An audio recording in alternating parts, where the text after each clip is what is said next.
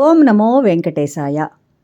మనం పూజలో అనేకమైనటువంటి పనులు చేస్తూ ఉంటాము. అందులో భాగంగా పూజ గది శుభ్రం చేసుకుంటాం. అది చాలా ఇంపార్టెంట్ మనకి. అయితే పూజ గది ఎలా శుభ్రం చేసుకుంటాము? మామూలు గదులు శుభ్రం చేసుకునేటట్టు పూజ గది శుభ్రం చేసుకోలేము.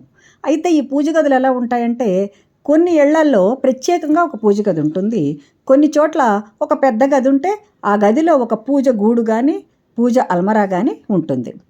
అప్పుడు మనం మామూలుగా వేరేగా శుభ్రం చేసుకోవచ్చు. అంటే ఏమిటంటే, పూజ మూల విడిచిపెట్టి మిగతాదంతా కూడా చీపురుతో ముందు శుభ్రం చేసుకున్న తర్వాత పూజ మూల మనం చక్కగా శుభ్రం చేసుకుంటాం.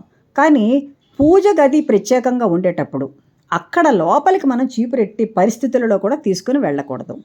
కేవలము ఒక మెత్తటి క్లాత్, అది కూడా కొత్తదే ఉపయోగించాలి. నిజానికి ఇక లేదు మన దగ్గర అనుకుంటే తప్ప పరమాత్మ కోసం ఏదైనా కూడా కొత్తదే మనం ఉపయోగించాలి. ఒకసారి వాడినటువంటి సీసాలు కానీ, ఒకసారి వాడినటువంటి బట్టలు కానీ ఏవి వాడకపోతేనే మంచిది. ఎందుకంటే పరమాత్మను మనం అంత జాగ్రత్తగా చూసుకోవాలని నేను మరీ మరీ చెప్తుంటాను. ఒకవేళ వాళ్ళ దగ్గర వస్తువులు లేవనుకోండి, అప్పుడు పర్వాలేదు. ఉండేటప్పుడు మనం మన కోసమైనా మనం మానేసుకోవచ్చు, కానీ పరమాత్మ కోసం మానేయకూడదు. కాబట్టి ఒక కొత్త క్లాత్ తీసుకొని ఆ బట్టతోనే చాలా జాగ్రత్తగా ఆ క్రింద నేలంతా మనం శుభ్రం చేసుకోవాలి. ఆ చేసుకునే క్రమంలో ఏంటంటే, ఒక కర్పూరం బిళ్ళ ఆ నీళ్ళల్లో వేసుకొని, ఒక చెంబులో ఆ కర్పూరం బిళ్ళ వేసుకొని వేరేగా ఉంచుకోవాలి.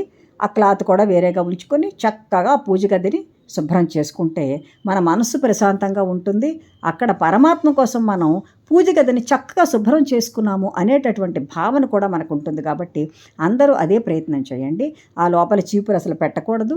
చక్కగా మెత్తటి క్లాత్ తీసుకొని హాయిగా పూజ గది మనం శుభ్రం చేసుకుంటే, అక్కడ కర్పూరం వేసి శుభ్రం చేశాం కాబట్టి అక్కడికి ఏ విధమైన పురుగులు అవి రావు. అక్కడ మంచి సువాసనలు కూడా వెదజల్లుతూ ఉంటాయి. అలా చేస్తారనుకుంటున్నాను.